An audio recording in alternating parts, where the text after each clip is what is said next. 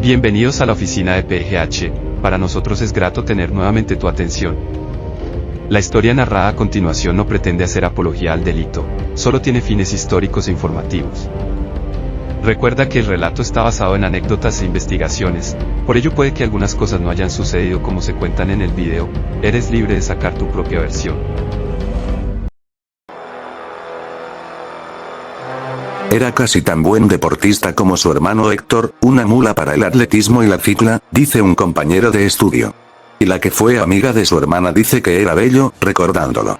Le gustaba pararse al lado de su papá, en la plaza, a verlo jugar. ¿No tiene nada que hacer?, le decía a su padre molesto cuando lo veía ahí parado. Fidel no le respondía. Ya no le tenía tanto miedo, pues se había emancipado. Hacía poco había regresado a casa después de haber pasado 5 años afuera y apenas si era mayor de edad. Cuando terminó la primaria, no volvió a la escuela de las vacaciones de fin de año. Se fugó de su casa con un circo ambulante que había estado en el pueblo desde agosto. Había sido competitivo y temerario desde niño, como si se le hubieran quedado adentro los aires convulsionados de comienzos de los años 50, cuando nació y en Amalfi los pájaros conservadores mataban liberales, que allá eran la mayoría. Cuando en la escuela les permitían salir a un potrero a pasear, él, un amigo, y otros 2 corrían más lejos que todos, a coger motas y mortiños. Un día le iba ganando la carrera y, para evitarlo, Fidel lo agarró por detrás y se quedó con su camisa. Eso fue en 4º de primaria, y en 5º la escuela pasó a la casa del teatro, una edificación antigua de paredes altas. El profe se iba a desayunar y Fidel terminaba en un minuto trepado en las vigas del techo, dice el amigo, adivinando el desespero del maestro. Otro día, sin contar aún más de 11 años, se metió en un hueco como de 15 metros abajo de un barranco, cargando a otro en los hombros, y dejó boquiabiertos a los demás. Ese niño travieso le cogió rabia a su padre, antioqueño a la antigua, excesivamente orgulloso, devoto católico de valores bien puestos, no robarás, no matarás. Pensaba que maltratar a su mujer, hijos y trabajadores era hacerse respetar como debía, como lo dijo el mismo Fidel en las pocas entrevistas que dio, y como también corroboró el tío Virgilio, hermano de la mamá. Más adelante, cuando ya todas las tragedias habían sucedido, hablaba mal de su papá, inventaba que había sido mujeriego, tomatrago y pervertido. Era su manera de humillarlo, aunque ya estuviera muerto hacía mucho. Así que cuando el padre lo regañaba por andar sin hacer nada, Fidel se iba callado. Había vuelto al pueblo, vestido de gabardina y con suficiente dinero para mirarlo de frente. ¿Es verdad que en Venezuela hay diamantes?, preguntó Jesús, el padre, a un colega de dominó. No me gustaría ver a Fidel en cosas malucas. Tiene demasiada plata para su edad. El mayor había regresado cargado de cuentos fabulosos. Dijo que había estado en Venezuela y que había trabajado en una finca, pero que como lo trataban a las patadas, se fue a Guyana a trabajar en las minas de diamantes. Llevaba la prueba de su hazaña en un bolsillo, un tarro de minúsculos diamantes que él llamaba su tesorito. Algo de eso pudo ser cierto porque en 1966 Guyana tuvo una bonanza de brillantes, con una producción de unos 92,000 quilates que casi toda salió de contrabando. Le había ido tan bien que se animó a proponerle al padre que vendiera la alquimia y que él aportaría una plata y juntos podrían comprar una tierra mejor para el ganado lechero.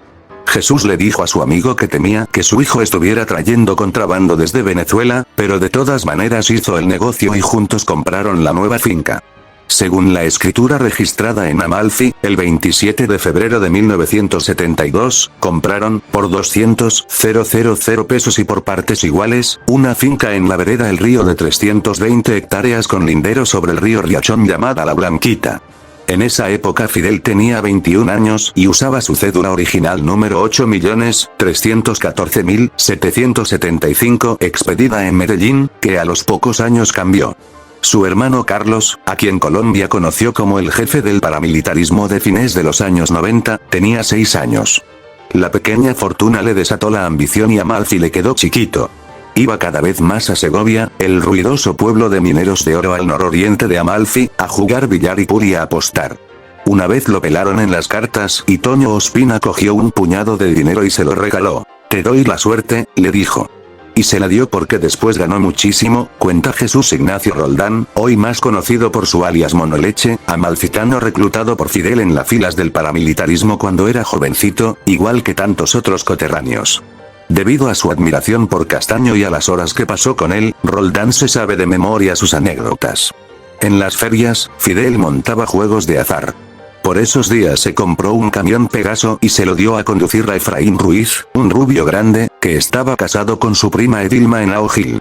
Pudiendo moverse libremente, con el camión siguió ensanchando sus negocios turbios, indiferente a todo lo que le habían enseñado su papá y su mamá, Rosa Eva, quien rezaba el rosario a toda hora y conservó sus chanclas y vestido de popelina incluso cuando ya era millonaria.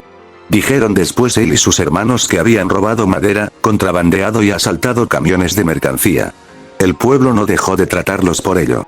Les tenían una mezcla de temor y admiración, la misma que se siente hoy entre la gente decente de Amalfi.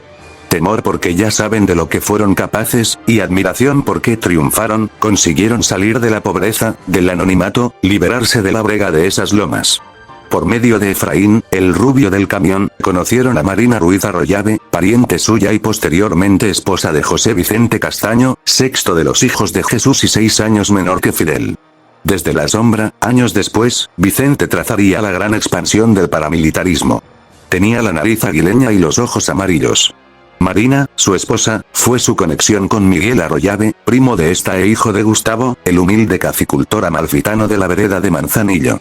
Miguel era 3 años menor que Fidel y 3 años mayor que su cuasicuñado Vicente, y para el comienzo del siglo XXI llegó a domar a las bandas criminales de Bogotá y a librar una guerra por el control de los llanos orientales que dejó más de 1000 muertos, aunque la cifra exacta aún no se sabe.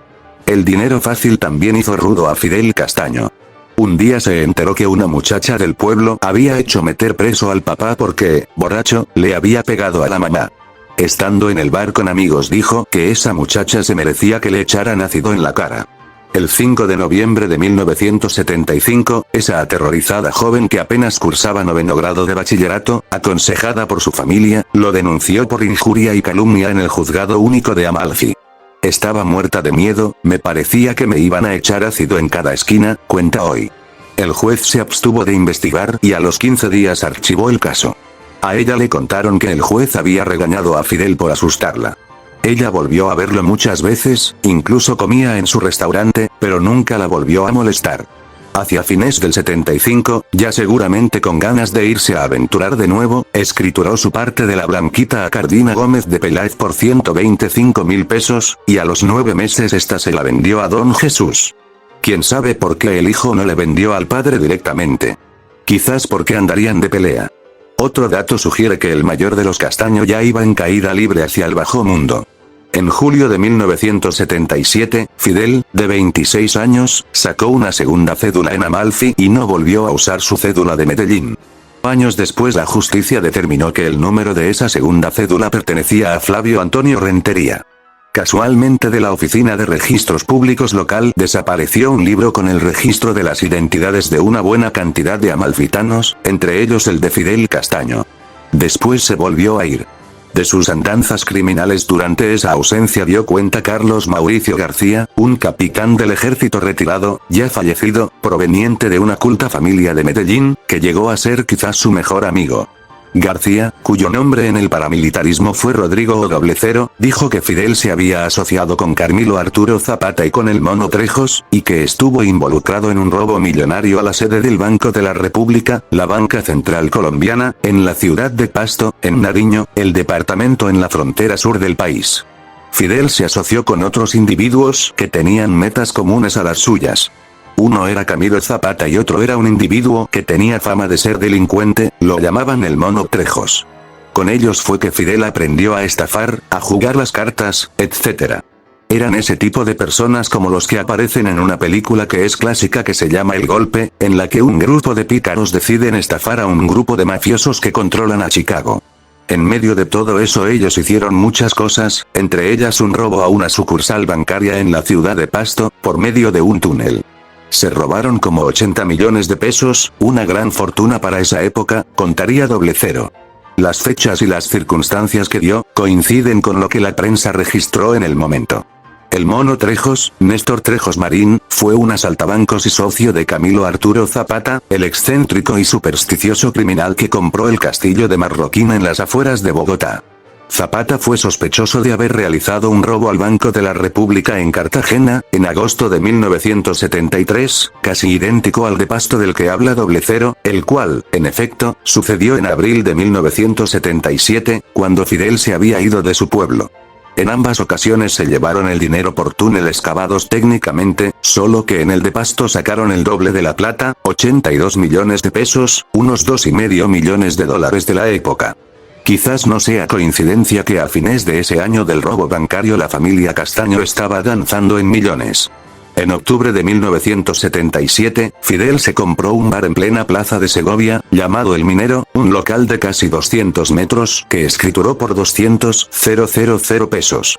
Un mes antes, Jesús había vendido su trabajada finca Blanquita por 520.000 pesos a los hermanos Garcés de Envigado y al mes compró dos fincas colindantes, La Gitana y Corralitos de los Llanos, 1900 hectáreas que se extendían desde la vereda Los Naranjitos en Amalfi hasta el vecino municipio de Yolombó. Las compró en compañía de su pariente Martín Bermúdez Castaño por 3,2 millones de pesos. En apenas 5 meses, le vendieron la finca a Manuel Restrepo Salinas por 4,8 millones, una rápida y exagerada utilidad que hace pensar que esa transacción pudo ser una treta de lavandería de dineros sucios. ¿Cómo hizo el hijo para cambiarle los valores a este padre tan honorable? ¿Lo dominó y utilizó su nombre a su conveniencia para sus raros movimientos de propiedades? ¿O al padre le vino también el dinero que ya no quiso preguntar de dónde venía? Nunca pudimos ligar con ellos, desde el difunto papá, porque la opción de él y de ellos era otra de la de nosotros. Ellos se iban allá a la guerra, a la plaza, nada trabajado como conseguíamos nosotros la vida, a ellos les encantaba el dinero en cantidad, recordó su tío. Después del ventajoso negocio, en septiembre de 1978, Jesús volvió a recuperar su Blanquita de los hermanos Garcés, a quienes se la había vendido un año atrás, pagándole apenas 30.000 pesos de más. O por lo menos eso fue lo que se registró oficialmente. A los 2 meses compró una casa en la urbanización Simón Bolívar en Medellín por 1,4 millones de pesos. Allá se fue a vivir parte de la familia, entre ellos su hermanito Carios. Es posible que Trejos y Zapata le hayan abierto el camino a Fidel al gran crimen.